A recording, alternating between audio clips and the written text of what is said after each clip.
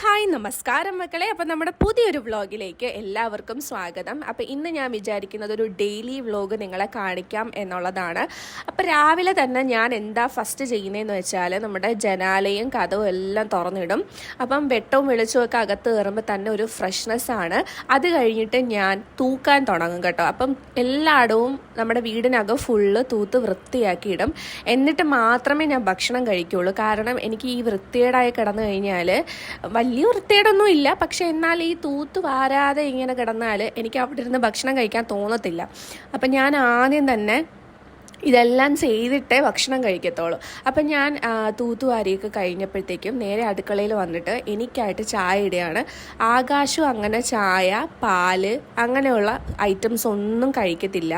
പിന്നെ അഥവാ എന്തെങ്കിലും ഒരു അസ്വസ്ഥത വരികയാണെങ്കിൽ മാത്രം ഒരു കട്ടൻ ചായ കുടിക്കും. അതും മധുരം ഇല്ലാതെ ആയിരിക്കും കുടിക്കുന്നത് കേട്ടോ. അപ്പം ഞാൻ അങ്ങനെ തവിയൊന്നും എടുത്തിട്ട് ഇളക്കാറില്ല ചായ ഇടാൻ നേരം. ഏലക്കയിട്ട ചായയാണ് കേട്ടോ. എനിക്ക് ഏലക്കയിട്ട ചായ ഭയങ്കര ഇഷ്ടമാണ്. പിന്നെ പണ്ടൊന്നും ഞാൻ അങ്ങനെ ഇഞ്ചി ചായ ഒന്നും കുടിച്ചിട്ടില്ല. അപ്പം ആകാശിന് വീട്ടിൽ പോയതിന് ശേഷമാണ് ഞാൻ ഇഞ്ചി ചായയൊക്കെ കുടിക്കുന്നത്. അതും എനിക്കിഷ്ടമാണ് പേഴ്സണലി.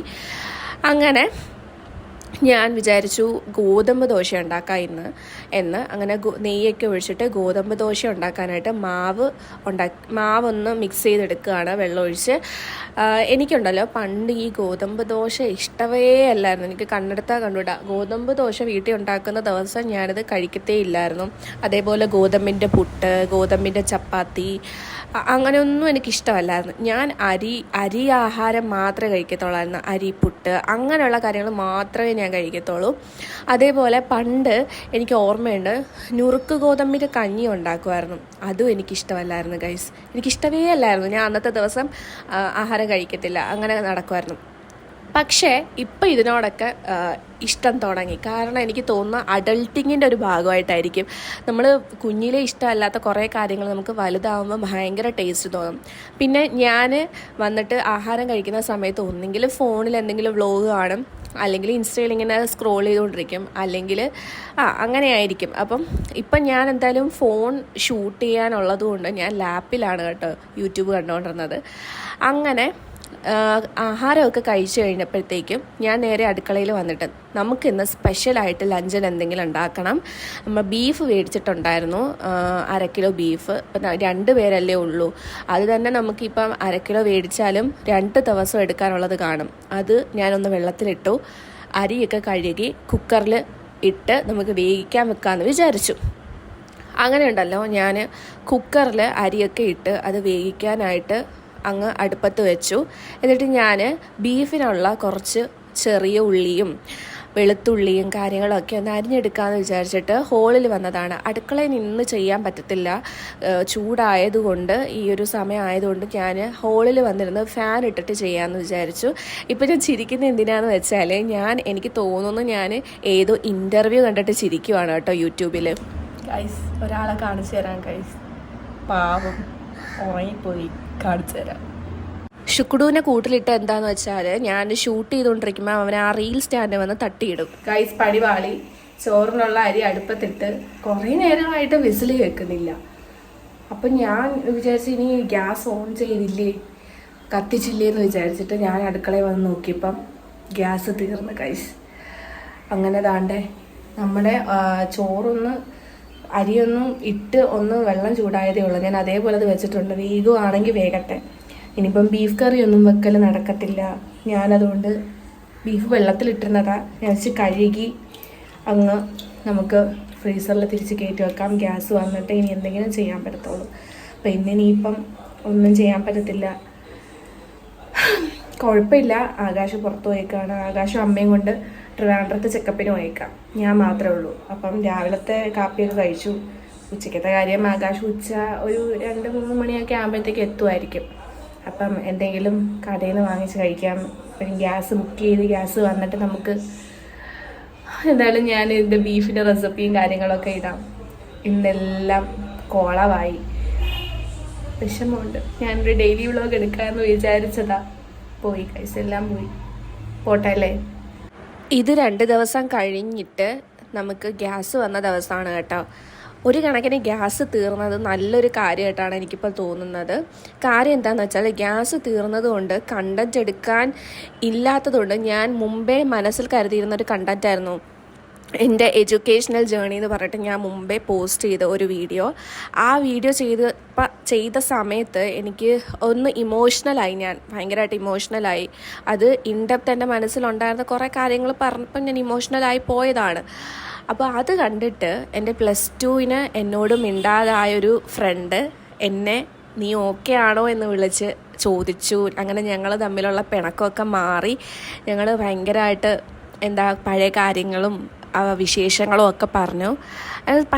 എനിക്ക് ഭയങ്കര സന്തോഷം തോന്നി കേട്ടോ, ഭയങ്കര ഹാപ്പിയായി ഞാൻ. കാരണം ആ ഒരു ഫ്രണ്ട്ഷിപ്പ് ഇനി പാച്ചപ്പ് ആവില്ല എന്ന് കരുതി അതിനെ വിട്ടുകളഞ്ഞ ഒരാളാണ് ഞാൻ. പക്ഷേ അത് പിന്നെയും പാച്ചപ്പ് ആയപ്പോൾ എനിക്ക് ഭയങ്കര സന്തോഷം തോന്നി. കാരണം അത് അങ്ങനൊരു ഫ്രണ്ട്ഷിപ്പായിരുന്നു. നമ്മുടെ ഇമ്മച്യൂരിറ്റിയും കുറേ പൊട്ടത്തരങ്ങളും അന്നത്തെ പ്രായത്തിലെ പൊട്ടത്തരങ്ങൾ കാരണം ഒന്ന് വിള്ളൽ വന്ന ഒരു ഫ്രണ്ട്ഷിപ്പായിരുന്നു. അതെന്തായാലും പാച്ചപ്പായാലും എനിക്ക് ഭയങ്കര സന്തോഷമുണ്ട്.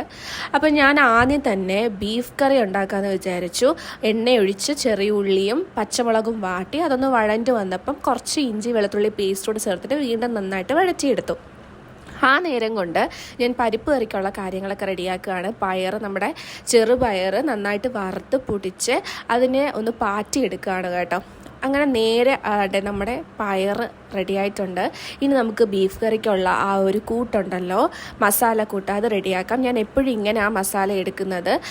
ഇതൊക്കെ നമ്മുടെ ഇഷ്ടത്തിനനുസരിച്ച് എടുത്താൽ മതി. ഞാനിവിടെ കാശ്മീരി ചില്ലി പൗഡറാണ് എടുക്കുന്നത് കേട്ടോ. സാധാരണ ഞാനൊരു ഇതിപ്പോൾ 1/2 കിലോ ബീഫല്ലേ ഉള്ളൂ. അപ്പം നമ്മൾ അതിനനുസരിച്ചിട്ടുള്ള പൊടികൾ എടുക്കുക. ഞാൻ സാധാരണ ഇപ്പോൾ എടുത്തിരിക്കുന്നത് എന്താണെന്ന് വെച്ചാൽ ഒരു 1/4 ടീസ്പൂൺ കാശ്മീരി, ആ ഒരു വലിയ സ്പൂണിന്, പിന്നെ ഒരു 1/2 ടീസ്പൂൺ മല്ലിപ്പൊടി എപ്പോഴും കുറവായിരിക്കണം, പിന്നെ കുറച്ച് മഞ്ഞൾപ്പൊടി, പിന്നെ കുരുമുളക് പൊടി എരിക്ക് ആവശ്യത്തിന്, മസാലപ്പൊടി നമ്മുടെ ഇഷ്ടത്തിന്. ഇതൊക്കെ ചേർത്തിട്ട് നന്നായിട്ട് മിക്സ് ചെയ്തിട്ട് ഞാൻ കഴുകി വെച്ചിരുന്ന ബീഫ് അങ്ങോട്ട് ഇട്ട് കൊടുക്കുകയാണ് കേട്ടോ. അങ്ങനെ അതും ഇട്ട് കൊടുത്തതിന് ശേഷം നന്നായിട്ട് ഇളക്കിയെടുക്കണം. ഇനി ബീഫ് ആയതുകൊണ്ട് ഞാൻ ഇതിലല്ല കേട്ടോ ഉണ്ടാക്കാൻ പോകുന്നത്. ഇത് ജസ്റ്റ് എനിക്ക് മിക്സ് ചെയ്യാൻ എളുപ്പത്തിന് വേണ്ടിയിട്ടാണ് ഇങ്ങനെ ചെയ്യുന്നത്. അപ്പം ഞാൻ കുറച്ച് കുരുമുളക് കൂടി ഇട്ട് കൊടുത്തിട്ടുണ്ട്. ഇനി ഞാൻ ഇതെല്ലാം കുക്കറിലോട്ട് മാറ്റുകയാണ് കേട്ടോ. ഇടയ്ക്ക് വെച്ച് ഞാനൊരു വലിയ തക്കാളി അരിഞ്ഞിട്ടുണ്ടായിരുന്നു കേട്ടോ. തക്കാളി ഞാൻ വഴറ്റത്തില്ല, ഞാൻ എപ്പോഴും കറിക്ക് തക്കാളി ഇങ്ങനെ ഇടുകയാണ് ചെയ്യുന്നത്. എനിക്ക് എന്തോ അതിൻ്റെ ടേസ്റ്റാണ് ഇഷ്ടം വഴറ്റുന്നതിനെക്കാട്ടിലും. എന്നിട്ട് ഞാൻ കുക്കറിൽ ബാക്കി അരപ്പൂടെ കഴുകി ഒഴിച്ചിട്ട് കുക്കറിൽ അത് വേവിക്കാനായിട്ട് വെച്ചു. ഇനി നമുക്ക് പരിപ്പ് കറി ഉണ്ടാക്കാം. അപ്പോൾ നമ്മൾ റെഡിയാക്കി വെച്ചിരുന്ന ആ ഒരു പരിപ്പും പച്ചമുളകും ചെറിയ ഉള്ളിയും വെള്ളവും ആവശ്യത്തിന് ഉപ്പൂടെ ചേർത്തിട്ട് അത് ഞാൻ അടുപ്പത്തേക്ക് മാറ്റി വെക്കാൻ പോവാണ്. ഇനി ഒരു കാര്യം ഞാൻ പറയാൻ വിട്ടുപോയി, കുറച്ച് വെളിച്ചെണ്ണ ചേർക്കാം കേട്ടോ. കുറച്ച് വെളിച്ചെണ്ണ എന്തിനാണ് ചേർക്കുന്നതെന്ന് വെച്ചാൽ പരിപ്പ് വേഗം നമുക്ക് വെന്ത് കിട്ടും. ഇതൊന്നും എനിക്ക് അറിയാത്ത കാര്യമായിരുന്നു പണ്ടൊക്കെ, എന്തിനാണ് വെളിച്ചെണ്ണ ചേർക്കുന്നത് എന്നൊക്കെ. വെളിച്ചെണ്ണ ചേർത്ത് കഴിഞ്ഞാൽ പരിപ്പ് വേഗം വെന്ത് കിട്ടും. പിന്നെ ഞാൻ പരിപ്പ് കുക്കറിൽ ഇടുന്നില്ല, ആകെ ഈ ഒരു കുക്കറേ ഉള്ളൂ. ഉണ്ടായിരുന്ന വേറൊരു കുക്കർ ചീത്തയായി ഇരിപ്പുണ്ട്. അതുകൊണ്ടാണ് ഞാൻ ഇങ്ങനെ ഈ ഒരു ചട്ടിയിൽ വെക്കുന്നത്. ഇതിൽ ഒരുപാട് സമയം എടുക്കും, എന്നാലും സാരമില്ല, കാരണം നമുക്ക് വേഗം കാര്യം നടക്കണം. ബീഫ് ഒരു അടുപ്പിൽ കുക്കറിൽ ഇരിപ്പുണ്ട്, അപ്പം കുക്കർ ഒഴിവില്ല. ഇനി നമുക്ക് പരിപ്പിനുള്ള അരപ്പ് തയ്യാറാക്കാം. നമ്മുടെ തേങ്ങ, അതേപോലെ തന്നെ ചെറിയ ജീരകം, കുറച്ച് വെളുത്തുള്ളിയും കൂടെ ചേർത്ത് വെള്ളം ഒഴിച്ച് നന്നായിട്ട് അരച്ചെടുത്തുകൊണ്ട് വരണം. ബീഫ് വെന്തോ എന്ന് നോക്കാനായിട്ട് ഞാൻ കുക്കർ തുറന്നു. ഒരു 3-4 വിസിൽ കഴിഞ്ഞപ്പോഴത്തേക്കും ഞാനെടുത്ത് നോക്കിയിട്ടുണ്ടായിരുന്നു. പക്ഷേ ബീഫ് വെന്തിട്ടില്ല, ബീഫിന് വേഗ് കൂടുതലാണ്. പിന്നെ എനിക്ക് തോന്നി കുറച്ച് കുരുമുളക് കൂടി വേണമെന്നുള്ളത്. അങ്ങനെ കുറച്ച് കുരുമുളക് കൂടെ ചേർത്തിട്ട് ഞാൻ വീണ്ടും അത് അടച്ച് വേവിക്കാനായിട്ട് വെച്ചു കേട്ടോ. അപ്പോൾ അവസാനം കുറച്ച് കറിവേപ്പിലയും മസാലപ്പൊടിയും കൂടെ ചേർത്തിട്ടുണ്ടായിരുന്നു. ഓരോ കുക്കറിൻ്റെ ബ്രാൻഡ് അനുസരിച്ചിട്ട് വേകുന്ന സമയം വ്യത്യാസപ്പെടും കേട്ടോ. എത്ര വിസിൽ വേണം എന്നുള്ളതൊക്കെ അതിനനുസരിച്ചിരിക്കും. പിന്നെ ബീഫിൻ്റെ ആ ഒരു ക്വാളിറ്റി അനുസരിച്ചും നമ്മുടെ വേകുന്നതിൻ്റെ ആ ഒരു സമയം വ്യത്യാസപ്പെട്ടിരിക്കും. ഇതെനിക്ക് മുമ്പ് അറിയത്തില്ലായിരുന്നു. ഞാനൊരു യൂട്യൂബ് ചാനലിൽ, അതായത് നമ്മുടെ ഷാൻജിയോ ചേട്ടൻ്റെ യൂട്യൂബ് ചാനലിൽ കണ്ടപ്പോഴാണ് എനിക്കത് മനസ്സിലായത്.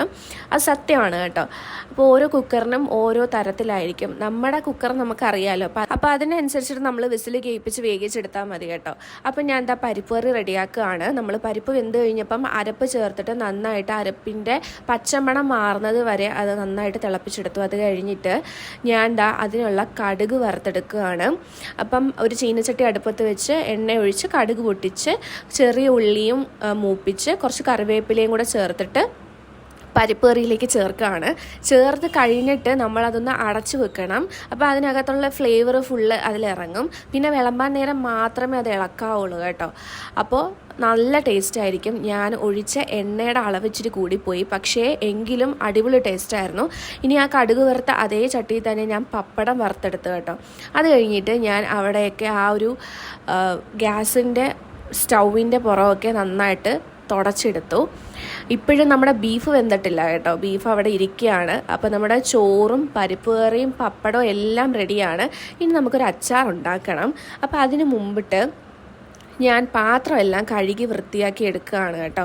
അപ്പോൾ ഇന്ന് എന്ത് അച്ചാറാണ് ഉണ്ടാക്കുന്നതെന്ന് വെച്ചാൽ, കുറച്ച് ദിവസം മുമ്പേ കുറേ ദിവസമായി ഞാൻ ഒരു പുളിഞ്ചിക്ക കുറച്ച് കിട്ടിയിട്ടുണ്ടായിരുന്നു. അത് നന്നായിട്ട് ഉണക്കി മാറ്റി വെച്ചിട്ടുണ്ടായിരുന്നു. അത് അച്ചാറിടണം. അപ്പോൾ ഞാൻ വിചാരിച്ചു അച്ചാറിൻ്റെ ഒരു കുറവേ ഉള്ളൂ, അപ്പോൾ അതുകൂടെ അങ്ങ് ഇടാമെന്ന് വിചാരിച്ചു. അതിനു മുമ്പ് അടുക്കള ഫുള്ള് ഒന്ന് തൂത്ത് വൃത്തിയാക്കി എടുക്കുകയാണ് കേട്ടോ. പാത്രം കഴുകി. ഇനി അടുക്കളയിലെ തറയിലൊക്കെ എന്തെങ്കിലുമൊക്കെ ഉണ്ടെങ്കിൽ എനിക്കൊരു ഒരു ഇഷ്ടക്കേടാണ്, നേരത്തെ പറഞ്ഞ പോലെ. അതുകൊണ്ട് ഞാനത് ഫുള്ള് തൂത്ത് വൃത്തിയാക്കി ഇട്ടിട്ട് ഞാൻ വിചാരിച്ചു ഐശ്വര്യമായിട്ട് ഫ്രഷായിട്ട് അച്ചാറിടാം എന്ന് വിചാരിച്ചു. അച്ചാറിടാനായിട്ട് എപ്പോഴും നല്ലത് നല്ലെണ്ണയാണ് കേട്ടോ. അങ്ങനെ ഞാൻ ചീനച്ചട്ടി അടുപ്പത്ത് വെച്ച് നല്ലെണ്ണ ഒഴിച്ച് അത് ചൂടായി വന്നപ്പം കടുകും പൊട്ടിച്ച് വെളുത്തുള്ളിയും ഇട്ട്, ഞാൻ ഇഞ്ചി ചേർത്തിട്ടില്ല കേട്ടോ, കറിവേപ്പിലയും ഇട്ട് നമ്മൾ നേരത്തെ എടുത്തു വെച്ചിരുന്ന ആ ഒരു പൊടി എന്തൊക്കെയാണെന്ന് വെച്ചാൽ മുളക് പൊടി, മഞ്ഞൾപ്പൊടി, ഉലുവാപ്പൊടി ഇതൊക്കെ ചേർത്തിട്ട് അത് നന്നായിട്ട് മൂത്ത് വന്നപ്പം ആ ഉണക്കി വെച്ചിരുന്ന പുളിഞ്ചിക്കയും കൂടെ ചേർത്ത് കുറച്ച് വിനാഗിരിയും കൂടെ ചേർത്തിട്ട് ഇളക്കിയെടുത്തു. പിന്നെ ഞാൻ കുറച്ച് കായപ്പൊടിയും കൂടെ ചേർത്ത് കേട്ടോ. കായപ്പൊടി ഞാൻ ശരിക്കും പറഞ്ഞാൽ മറന്നുപോയതാണ്, അല്ലെങ്കിൽ പൊടികൾ ചേർത്ത കൂട്ടത്തിൽ ഞാൻ കുറച്ച് ചേർത്തേനും. അങ്ങനെ അടുക്കളയൊക്കെ വൃത്തിയാക്കി സെറ്റായി. കുറേ നേരം കഴിഞ്ഞിട്ടാണ് ആകാശു ഫുഡ് കഴിക്കാനായിട്ട് വന്നത്. നല്ല ലേറ്റ് ആയിട്ടുണ്ടായിരുന്നു. ഞാൻ ആകാശിനെ കാത്തൊന്നുമില്ല, എനിക്ക് വിശന്നപ്പോൾ ഞാൻ കഴിച്ചു. അത് കഴിഞ്ഞിട്ടാണ് ആകാശു വന്നത്. അങ്ങനെ ആകാശുവിന് എല്ലാ കറികളൊക്കെ എടുത്തു കൊടുത്തു. ആകാശു തന്നെ വിളമ്പി കഴിച്ചോളും കേട്ടോ.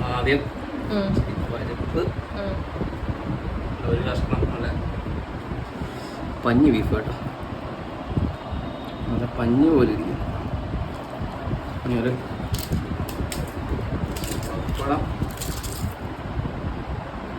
ഒരു പീസ് അച്ചാറ് ഇതെല്ലാം കൂടെ വെച്ചിട്ട് ഗ്രേവി വരുത്തി കൊടുക്കാം.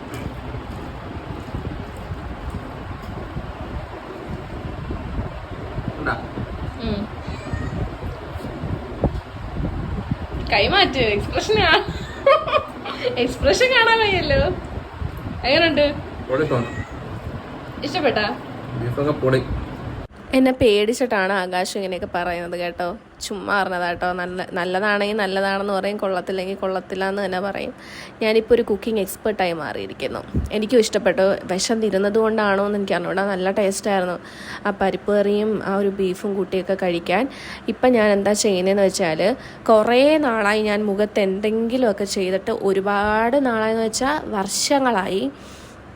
അപ്പം ഞാൻ വിചാരിച്ചു മുഖത്ത് ഭയങ്കര ടാനും അതേപോലെ ബ്ലാക്ക് ഹെഡ്സ്, വൈറ്റ് ഹെഡ്സും കാര്യങ്ങളൊക്കെ ഉണ്ട്. അപ്പോൾ ഇവിടെ ആകെ ഉണ്ടായിരുന്നത് കടലമാവാണ് കേട്ടോ. അത് ഞാൻ ജസ്റ്റ് ഒരു പ്ലെയിൻ വാട്ടറിൽ കുഴച്ചിട്ട് മുഖത്തിടുകയാണ്. തക്കാളി ഉണ്ട്, അത് വേണമെങ്കിൽ ചേർക്കാം. പിന്നെ എനിക്ക് തക്കാളി ഇനി കട്ട് ചെയ്തിട്ട് അതിൽ നീരെടുക്കാനൊക്കെ ഭയങ്കര മടി. എന്നെ വേണമെങ്കിൽ ഒന്ന് എണ്ണയിൽ മുക്കി പൊരിച്ചെടുക്കാം കേട്ടോ. ബജ്ജി ഇടാൻ പാകത്തിന് മുങ്ങിയിട്ടുണ്ട് കടലമാവിൽ. അത് കഴിഞ്ഞിട്ട് ഞാൻ ഇത് ഉണങ്ങി കഴിഞ്ഞപ്പോഴത്തേക്കും മുഖം കഴുകിയെടുത്തു. അപ്പം തന്നെ ഒരു ചെറിയൊരു വെട്ട മുഖത്ത് വന്നിട്ടുണ്ട്. ഇത് സ്ഥിരം ചെയ്യണം ഇനി. അപ്പം അതൊക്കെ കഴിഞ്ഞിട്ട് ഞങ്ങളിപ്പോൾ എങ്ങോട്ടാണ് പോകുന്നതെന്ന് വെച്ചാൽ ആകാശിൻ്റെ വീട്ടിലേക്കാണ് കേട്ടോ. ആകാശിൻ്റെ അളിയൻ വന്നിട്ടുണ്ട്. പോകുന്ന വഴിക്ക് ഞങ്ങളൊരു കുതിരയെ കണ്ടു കേട്ടോ. റെയിൽവേ ക്രോസ് കട്ട് ചെയ്യാണ് കുതിര. എന്താ അനുസരണേ നോക്കൂ. ഇൻസ്റ്റ സ്ക്രോൾ ചെയ്തപ്പോൾ കിട്ടിയ പാട്ടാണ് ഞാൻ ഈ പാടുന്നത് കേട്ടോ.